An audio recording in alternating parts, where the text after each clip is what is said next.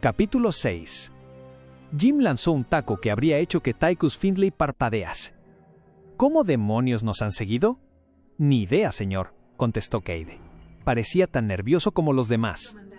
El capitán Horner dio instrucciones encriptadas para el salto. Es imposible que Mengsk haya desencriptado el mensaje tan deprisa. Matt no perdió un segundo en disculparse. Volvió a su papel de capitán y comenzó a dar órdenes. Puestos de batalla. ¡Escudos! Jim se giró hacia Valerian, recortando la distancia entre ellos, y le puso la cara a unos centímetros de la del príncipe. ¿Hay algo que me quieras contar? Valerian entrecerró los ojos. Levantó una mano, se la puso a Jim en el pecho y lo empujó hacia atrás con firmeza. No, dijo, y no me gusta lo que estás insinuando. Nos están siguiendo. Y desde luego que ni de coña el Hyperion los está dirigiendo hacia nosotros. Ni tampoco yo, replicó Valerian. Por aliarme contigo, he perdido varios cruceros de batalla llenos de seres humanos, Raynor, y... Jim, interrumpió la ronca voz de Swan. Puede que sea sincero, estúpido, pero sincero. ¿Qué quieres decir? Las pantallas se llenaron de fuego y el Hyperion se movió. Valerian dijo: «Debo regresar a mi nave». «No hasta que oigas lo que Rory tiene que decir», dijo Jim. Él también ardía en deseos de regresar al bucéfalo, estar junto a Kerrigan, averiguar lo que estaba pasando y ponerle fin. Cuanto más lo retrasara papá Mengsk, más tiempo tardaría Sara en recibir su tratamiento. Rory miró a Valerian pero dirigió su comentario a Jim. Cuando le tomaste prestado el Hyperion a Mengsk, recordarás que había un montón de rastreadores y aparatos de grabación a bordo que había que eliminar. Por lo que contaste, llevó un tiempo hacerlo. Estoy seguro de que el bucéfalo tiene por lo menos varios cacharros, viendo que además fue la nave insignia de Mengsk. Esta vez sabemos qué hacer porque grabaste dónde estaban colocados en el Hyperion. Estoy seguro de que Arcturus se limitó a ordenar que colocasen del mismo modo todos los rastreadores. Jim frunció el ceño pero asintió. ¿Es la explicación más probable? Sí. Llevaré a algunos de mi tripulación al bucéfalo para empezar a buscar. Miró a Valerian desde debajo de sus pobladas cejas. Estamos mucho más acostumbrados a estar huyendo y a tener que escapar deprisa que ustedes, príncipe encantador. Swan hace milagros cuando hablamos de naves, dijo Jim, golpeando a su amigo en el hombro. Valerian frunció ligeramente el ceño, sin duda con desagrado ante la idea de aquel hombre desastrado toqueteando su preciosa nave. Muy bien, dijo. Como si pudiese elegir. Considerando lo bien que han estado eludiendo a mi padre hasta ahora, me atrevería a decir que sabes un par de cosas. Sonrió y pareció auténtica. Cualquier ayuda que me puedan ofrecer la aceptaré de buen grado. Pero por favor, vámonos. Hombres y mujeres a mis órdenes están siendo atacados. Me gustaría estar con ellos. Estaré allí antes de que puedas parpadear, dijo Rory. Annabel Thatcher había estado haciendo turnos dobles, pero también todos los demás. Había descubierto que ser uno de los asaltantes de Raynor consistía en horas de aburrimiento pasadas, o bien en ayudar a su jefe, Swan, a reparar el Hyperion, o atendiendo a las aparentemente interminables tareas de mantenimiento. Horas de algo menos de aburrimiento en la cantina con sus amigos, bebiendo los magníficos Mai Tais de Cooper y minutos de puro terror. Recientemente, esos minutos parecían haber sido más largos. Las cosas habían pasado tan deprisa que la mitad del tiempo que duró la batalla, Annabel y muchos otros no habían sabido exactamente quién estaba luchando contra quién. Primero había estado todo lo de llegar a Char y desertificar a Kerrigan. Esa decisión había provocado que parte de la tripulación se sintiese incómoda, incluso hasta el punto de hablar abiertamente contra Raynor. Para aquellos como Milo Kaczynski, los disidentes más ruidosos, parecía que Raynor se había unido al dominio. Hasta Annabel había tenido dudas. Tychus Findlay, que, según Annabel, daría miedo hasta sin la armadura y dormido, había avivado las llamas. Había lanzado pullas sobre lo que bebía Raynor, algo que a la propia Annabel la había preocupado, y había dicho abiertamente que, de tener la oportunidad, Raynor se escabulliría del peligro y abandonaría a su tripulación. Annabel no se lo había creído. Raynor había entrado, le había tirado el puro a Tychus y a continuación había tenido lugar la típica pelea de bar. A pesar de las aparentes ventajas de llevar la armadura completa, Tychus había sido derrotado amplia y francamente. Hasta Milo había dicho de Jim: Ese sí que es el capitán que he estado esperando. Una vez alcanzada la órbita de Char y que se hubiese llevado a cabo el intento de salvar a Kerrigan, las cosas habían ocurrido tan rápida y violentamente que Annabel apenas estaba segura de qué estaba pasando. Horner había anunciado que el rescate de Kerrigan en forma humana había tenido éxito, pero entonces de repente había aparecido Arcturus Mengsk. Nadie sabía qué estaba pasando, solo que volvían a estar en peligro y todos se concentraron en obedecer órdenes y en disparar donde les decían. De nuevo cumpliendo órdenes, saltaron y ahora estaban. Bueno, desde luego Annabel no sabía dónde. Habían tenido lo que le había parecido 6 nanosegundos para recuperar el aliento, antes de que, de algún modo, Mengsk los hubiese encontrado y hubieran sido el blanco de los disparos del emperador por segunda vez. No hay descanso para los malvados, murmuró su amigo Earl. Él, como Annabel y los demás mecánicos, estaba sucio y tenía aspecto cansado. Tú deberías saberlo, replicó Annabel. La nave se movió, y la extraña delicadeza del movimiento negaba la furia de la batalla que se libraba fuera. Cállense los dos y vengan conmigo, dijo Rory, entrando en la sala. Normalmente Swan era un tipo campechano y amable, pero tenía carácter, y su equipo sabía que no debía incordiarlo cuando estaba de mal humor. Earl y Annabel intercambiaron miradas y se encogieron de hombros, pero obedecieron, cogiendo los maletines de herramientas y corriendo para alcanzar a su jefe mientras recorrían los amplios pasillos cubiertos de moqueta de la que una vez había sido la nave insignia de Arcturus Mengsk. Señor, se aventuró a decir Annabel, ¿dónde vamos?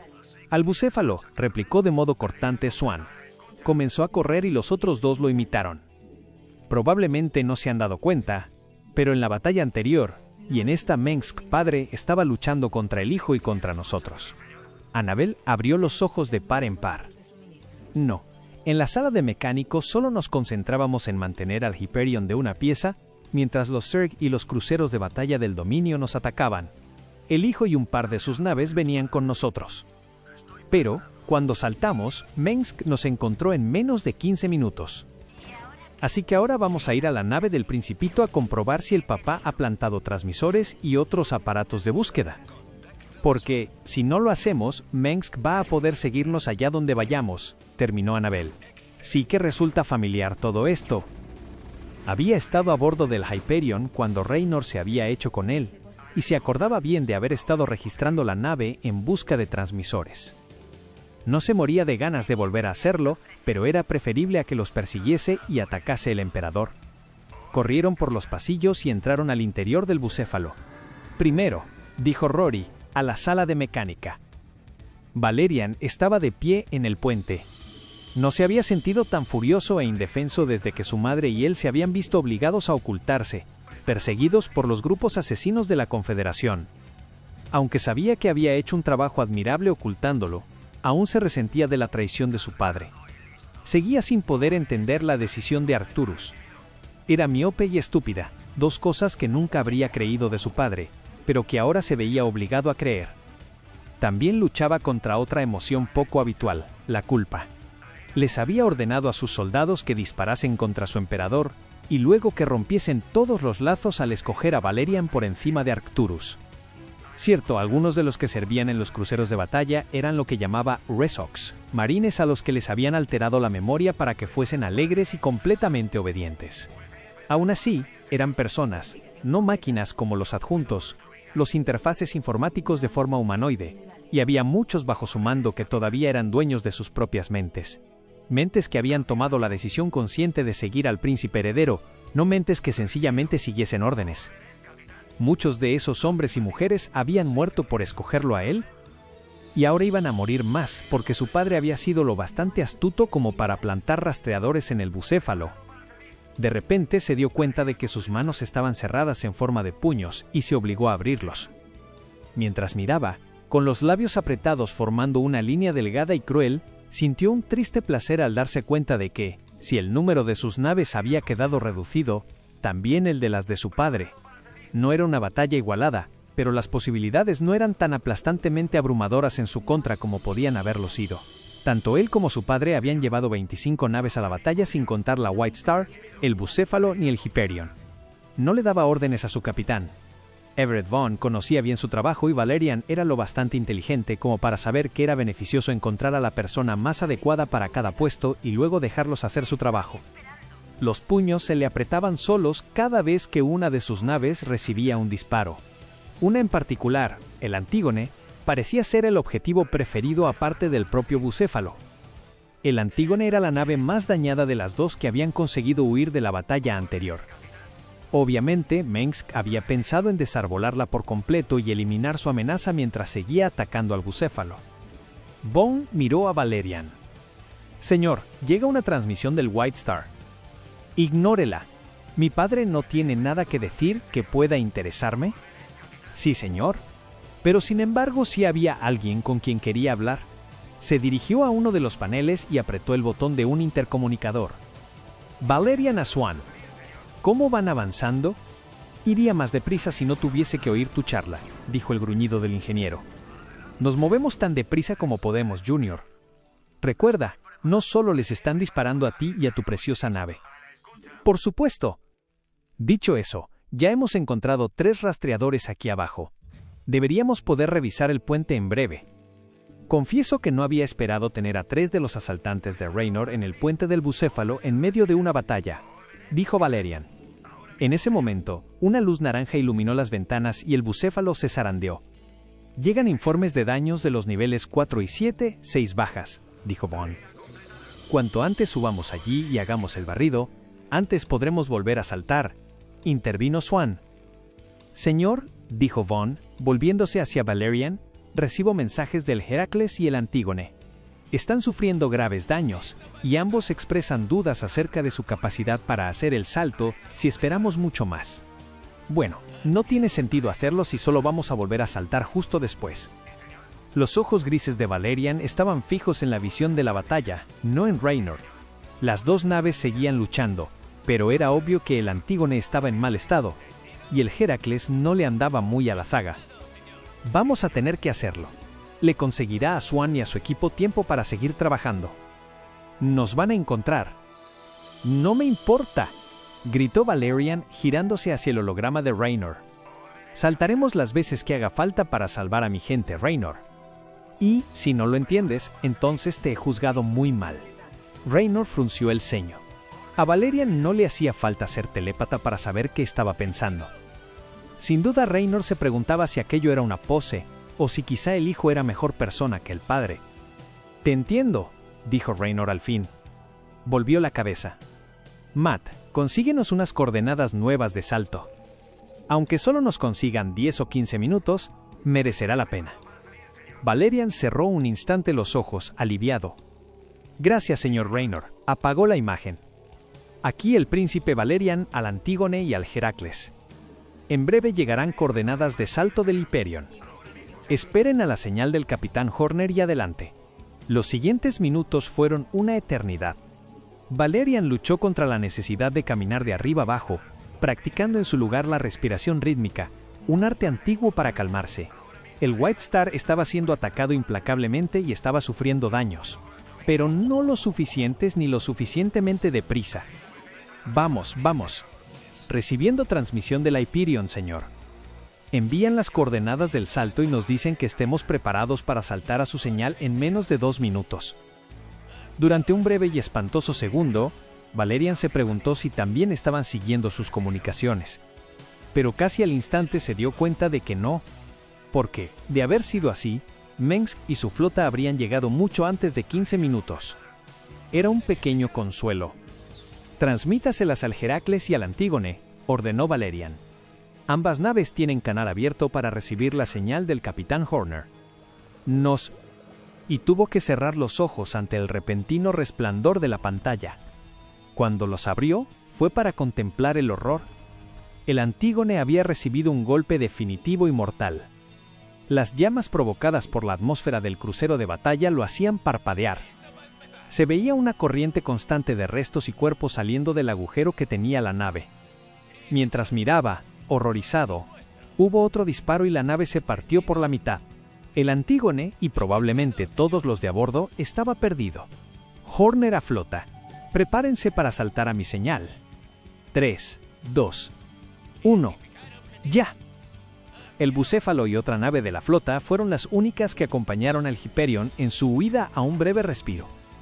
La furia, fría e hirviente, le quemaba a Valerian en el estómago. Apretó un botón. «Estoy seguro de que has visto eso, Raynor». «Sí, y lo siento mucho», oyó decir a la voz de Raynor. Expresaba auténtica simpatía. «No podemos permitirnos perder más naves ni más gente». «Estoy de acuerdo, pero sé que Swan y su equipo están trabajando tan deprisa como pueden. A juzgar por la última vez, tenemos unos 15 minutos o menos antes de que tu padre nos vuelva a encontrar, asumiendo que Swan no haya eliminado todos los rastreadores ya. Entiendo que ni siquiera ha empezado con el puente todavía». Valerian hizo una mueca. «No, no lo ha hecho». «Bueno, entonces ven aquí mientras él trabaja allí. He estado hablando con Matt y podríamos tener un lugar donde escondernos una vez nos deshagamos de todos tus rastreadores». Capítulo 7. Jim levantó la mirada cuando Valerian apareció en el puente. Raynor debía admitir que aquel hombre sabía hacer una entrada.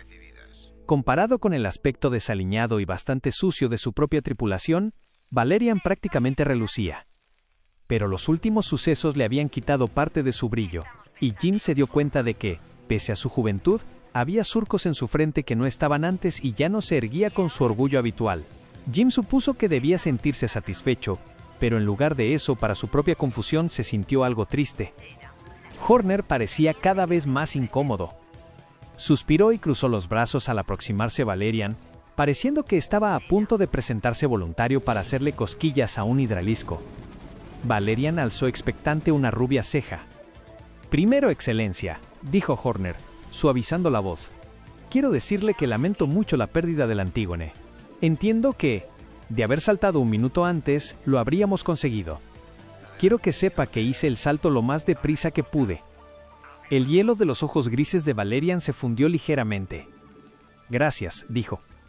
«Cualquier idea que pueda tener para evitar más pérdidas de vidas y llevar a Sarah Kerrigan a que le den los cuidados adecuados, será más que bienvenida». «Bueno, yo. Quizá tenga una solución», dijo Matt. «Pues dila, chico». Se oyó la voz de Swan. A Jim le divirtió que Valerian pareciese sobresaltado. Luego, el príncipe heredero sonrió modestamente al darse cuenta de que Swan estaba conectado a la conversación. «No sé si es una buena solución», continuó Horner. «De hecho, saben, cuanto más lo pienso». «Matt», dijo Jim, «escúpelo». «Es una orden». Matt asintió. «Sí, señor. Estaba pensando que podríamos pasar desapercibidos en Deadmansport durante un tiempo». «¿Deadmansport?», repitió Valerian, incrédulo. «Señor Horner, ¿se ha vuelto loco? Aquello está lleno de alimañas. Los piratas se nos echarán encima en el momento en que aparezcamos». Pero Jim estaba sintiendo.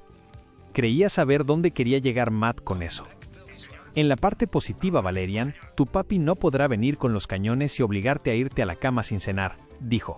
«El dominio no tiene ninguna influencia en esa zona. Arcturus tendría que preparar un ataque a gran escala contra el planeta antes de poder pensar en encontrarnos siquiera, y no creo que esté preparado para hacerlo. Quizá en algún momento, pero ahora no». La sorpresa de Valerian había decrecido algo y parecía pensativo. «Eso es cierto», dijo. «Ha perdido el bucéfalo y los dos, el otro crucero de batalla que saltó conmigo. Y no tengo ni idea de en qué estado se encuentran los que no pudieron saltar. Pero aún así, ¿qué va a evitar que los honrados habitantes de la peor cloaca de la galaxia nos ataquen y se lleven lo que queda?» «Eso no va a pasar», dijo Jim, permitiéndose una sonrisa y dándole una palmada en el hombro a Horner. «Tenemos un as en la manga en esa cloaca». «¿Verdad, Matthew?». Horner enrojeció. «Yo, ¿tengo un contacto allí?». «Sí», dijo. «Alguien que creo que nos daría cobijo durante al menos un tiempo». Swan estalló. «Estás como una cabra, Horner». «Mira, Han. Esa mujer es una sucia mercenaria». Bueno, Swan», dijo Jim. «Vigila tus modales». «Estás hablando de la...». «No hace falta que entremos en eso», lo interrumpió Matt rápidamente. Valerian se volvió hacia Matt, levantando las cejas inquisitivamente. Horner no miró a los ojos grises del príncipe heredero, movió la mano y dijo: «Es una larga historia. Pero me imagino que una que merecerá la pena oír en algún momento», dijo Valerian, claramente intrigado. volvió con el asunto del que hablaban. Entonces la tal Mira Han estaría dispuesta a repeler a los mercenarios y a los piratas que pueblan Deadmansport y a protegernos del dominio por ti. Es una apuesta arriesgada, pero creo que podré convencerla. Bueno, lo único que sé es que siente debilidad por Matthew, dijo Raynor. Vamos, Swan.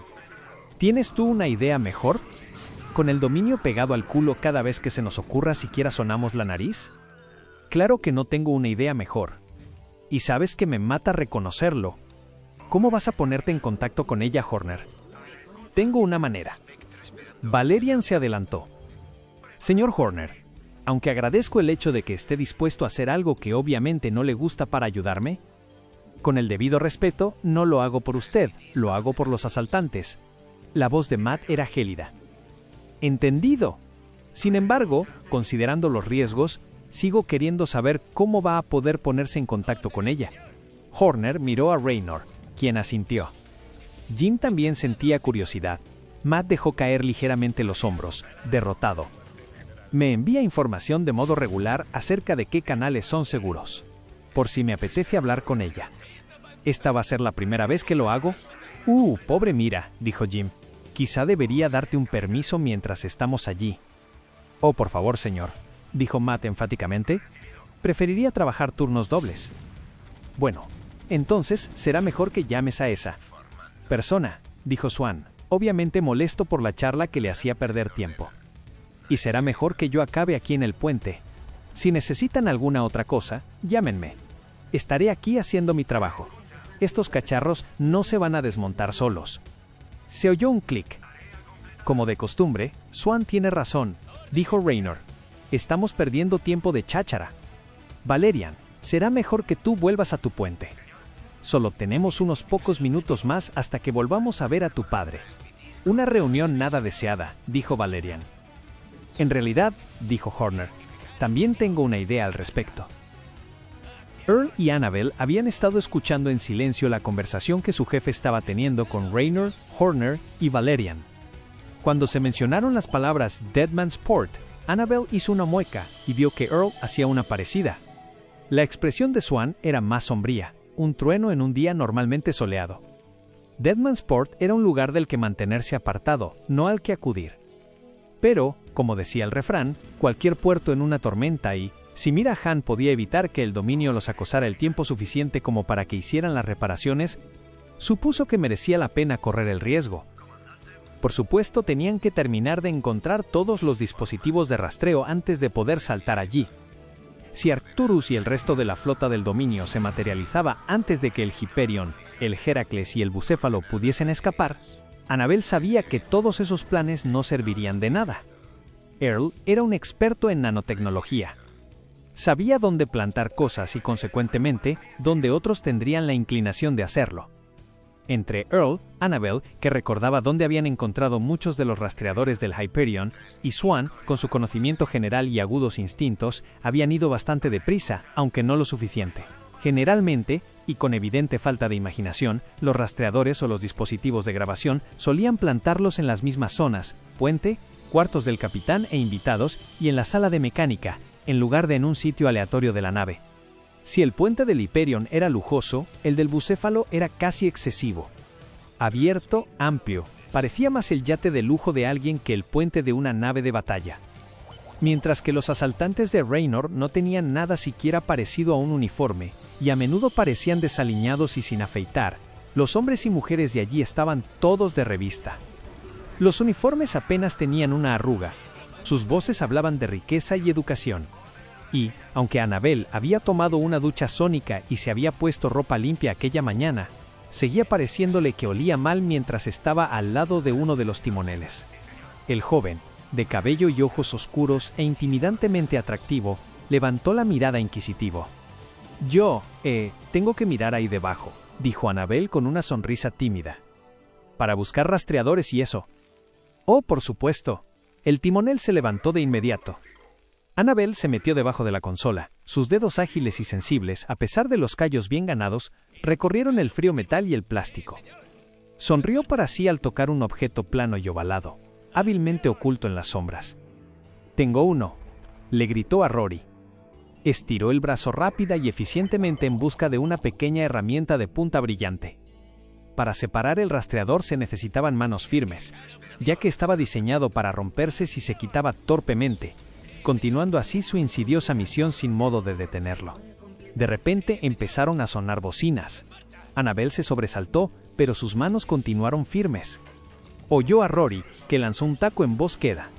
Arcturus ha aparecido a tiempo, el muy bastardo. Maldición, maldijo Annabel. Se preguntó un instante si el guapo oficial la había oído, y, si era así, ¿qué opinaría de su lenguaje? Pero al instante ignoró el pensamiento. Se mordió el labio, notando la sal de su sudor, tratando de decidir si debía continuar intentando separar el aparato o esperar a que terminase la batalla. Sin aviso previo, aparecieron unas botas a 3 centímetros de su cadera. El oficial había tomado la decisión por ella, iba a estar en su puesto y ella se había quedado atrapada. Se encogió de hombros y devolvió su atención al trabajo. «Llamen al White Star», oyó decir a Valerian. Annabel se detuvo. Estaba intentando retrasarlo, conseguir tiempo o se iba a rendir. «Vaya, vaya, ahora sí que quieres hablar conmigo», dijo la voz de Arcturus Mengsk. Annabel se encogió un poco al oírla, sabiendo que la imagen de video del emperador estaba a solo unos pocos centímetros de ella. «Claro que quiero», dijo Valerian. «Padre, esto es una locura. Estás malgastando vidas persiguiendo a una mujer que ya ni siquiera existe. Mientras siga respirando, existe. Es un peligro para mí, sea la reina de espadas o Sarah Kerrigan. Y, si tú no estuvieses tan encantado con estúpidas profecías alienígenas, te darías cuenta de que es un peligro para cualquiera que esté cerca de ella, incluido tú». «No, padre. La mejor manera de derrotar a un enemigo es convirtiéndolo en tu amigo». Arcturus soltó una risotada. «Esa zorra es incapaz de ser amiga de nadie. Ya estaba mal antes de que yo le pusiera las manos encima y siempre lo estará. Deberías haber dejado que Tychus completase su misión». Annabel se sobresaltó. Ahora que lo pensaba, no había oído que Tychus hubiese vuelto con los otros, y Tychus no era de los que estaba callado. Había estado demasiado ocupada con el mantenimiento como para que le llegasen rumores. Si habían pagado a Tychus para matar... «Tu títere está muerto, padre. Has fracasado. Y siempre vas a fracasar porque eres incapaz de ver». «Basta ya. Es tu última oportunidad, Valerian. Ríndete, entrégame a Kerrigan y a Raynor y podremos olvidar esto». «En esto te desafía R.E. con acento agudo hasta mi último aliento, padre». «Eso se puede arreglar», dijo la voz de Arcturus. «He intentado ser razonable con...». Otra voz interrumpió de repente. «Señor, aquí el capitán Roger Merriman del Heracles. Lamento informarle de que estoy a punto de desobedecer sus órdenes». «¿Qué?». Valerian no gritó, ni mucho menos, pero el tono de su voz se agudizó. «¡Ja!». La voz de Arcturus era triunfal. «¿Lo ves, hijo? Tu gente está a punto de abandonarte por el bando vencedor». «No, emperador Arcturus. Hemos jurado nuestro servicio al príncipe Valerian, señor, y también nuestras vidas. Sabemos que ha plantado aparatos de rastreo en esta nave y así es como han podido seguir nuestros saltos. Esta nave está probablemente demasiado dañada para hacer el salto, pero podemos conseguirle tiempo al príncipe heredero». «No», gritó Valerian, aparentemente llegando a la misma conclusión que Annabel en el mismo momento. Ella abrió los ojos horrorizada. «Lo prohíbo. Disparen sobre el White Star. Si lo averiamos, todos podremos».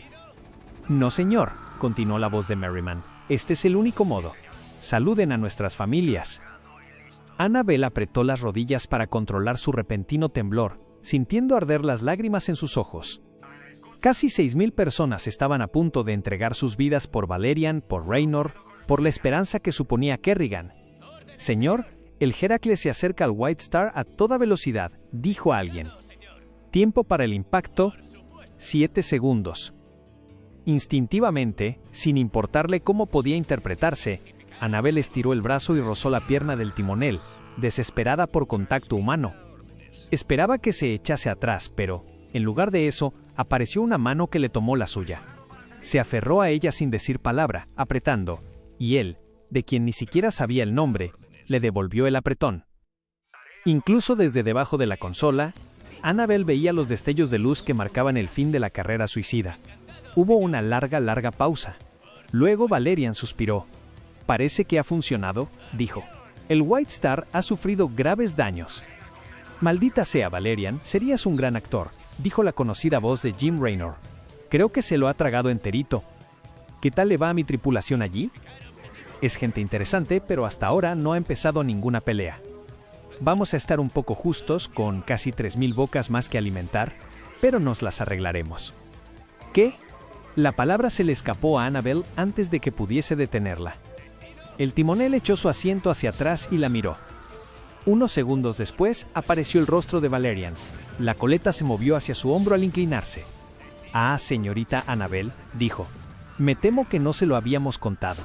Mis disculpas». Annabel parpadeó, mirando a Valerian y al timonel mientras ambos la miraban con amabilidad. ¿Ha sido un engaño? Y ha funcionado, dijo Valerian. Tuvimos el tiempo justo para transferir a la tripulación del Heracles que, tristemente, había sufrido grandes pérdidas, al Hyperion y al Bucéfalo. Luego hicimos que el capitán hablase desde mi cuarto personal acerca de utilizar el Heracles en una misión suicida, mientras el adjunto de la nave lo pilotaba directo al White Star. Arcturus no podrá seguirnos durante un tiempo, incluso aunque acabe descubriendo dónde estamos. El Heracles estaba en mal estado, pero su tripulación está bien. «Oh», dijo Annabel débilmente, frotándose los ojos todavía húmedos. Sintió el calor quemarle las mejillas. «Me siento tan tonta», murmuró.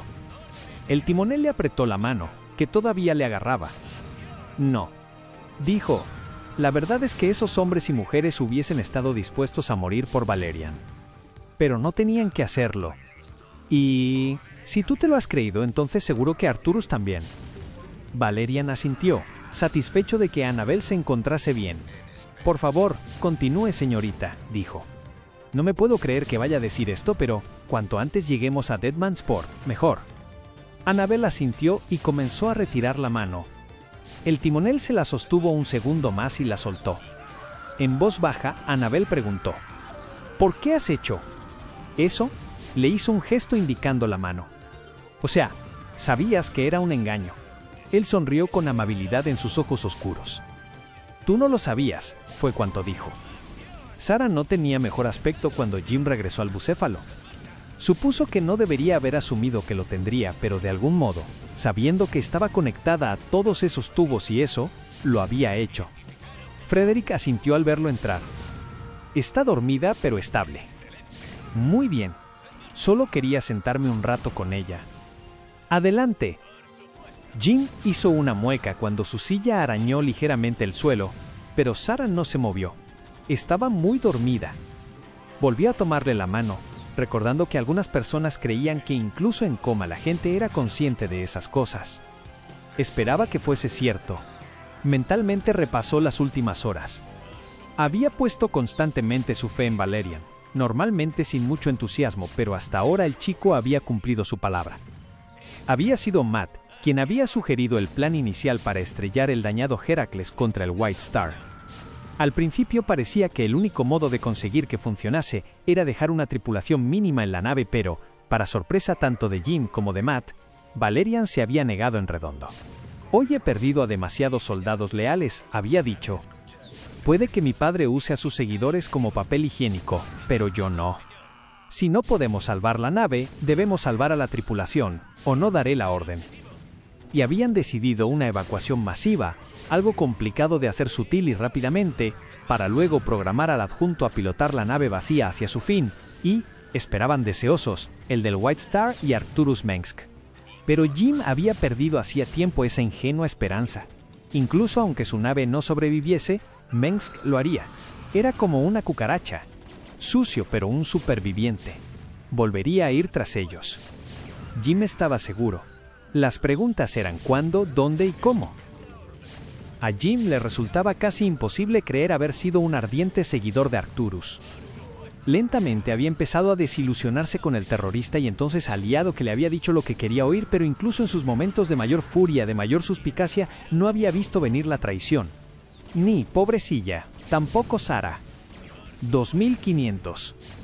Después de que Antigua Prime hubiese caído ante los Zerg, Sarah seguía sin recuperar el color en sus mejillas, y los círculos verde azulados bajo sus ojos no habían desaparecido del todo. Ella y Jim, tras sus primeras tazas de café juntos, habían ido gravitando el uno hacia el otro. Algo más que el agotamiento físico parecía inquietarla, pero Jim no quería presionar. Habían sido conscientes de que había cosas acechando en el horizonte, pero, después de que Sarah se agotase tanto tras utilizar el emisor sí, ambos habían estado dispuestos a cerrar los ojos a lo que se avecinaba y sencillamente disfrutar del momento. Los habían llamado al despacho de Mengsk. Era la primera vez que ambos lo veían desde Antigua Prime. Parecía relajado y descansado, y los saludó con entusiasmo al tiempo que les ponía en las manos unas copas de brandy. Kerrigan al principio se resistió, pero Arcturus dijo, insisto, sonriéndole con amabilidad, y, cuando Arcturus Mengsk insistía, uno normalmente se rendía.